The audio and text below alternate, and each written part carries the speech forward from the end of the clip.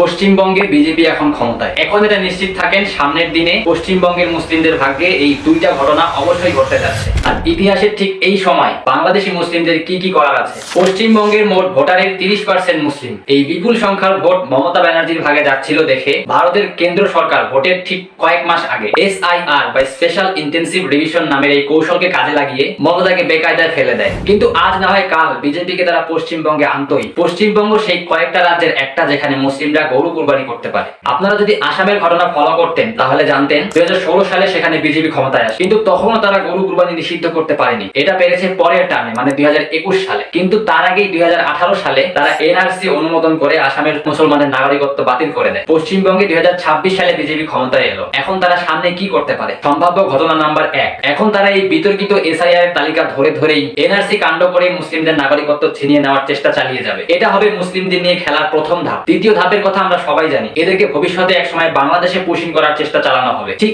এই ব্যাপারটা একটা শ্রেণীর বাংলাদেশীদের কাছে হাস্যকর মনে হয়, বাট রোহিঙ্গাদের কেস স্টাডি বলে ঘটনা প্রবাহের ফাইনাল আউটকাম হলো শরণার্থী প্রবাহ। ঘটনা নাম্বার 2, মুসলিমদের গরু কুরবানি করার অধিকার নিয়ে সামনের দিনে অনেক নির্মমতা দেখতে হতে পারে। বলতে পারেন এই টোপটা দিয়েই উগ্র হিন্দুরা মুসলিমদের উপর অত্যাচার শুরু করতে পারে, যেখানে ভারতের বিফ এক্সপোর্টে হিন্দুরাই মুসলিমদের চেয়ে এগিয়ে। কিন্তু আপনাদের একটা জিনিস বুঝতে হবে, মুর্শিদাবাদ, মালদা ও উত্তর দিনাজপুর, এখানে মুসলিমরা সচেতন, তারা নিজেদের অধিকার নিজেরাই আদায় করতে পারবে। সামনের দিনে পশ্চিমবঙ্গের মুসলিমদের উচিত আর কখনোই মমতার উপর ভরসা না করে নিজেরা শক্ত ও একতাবদ্ধ থাকা।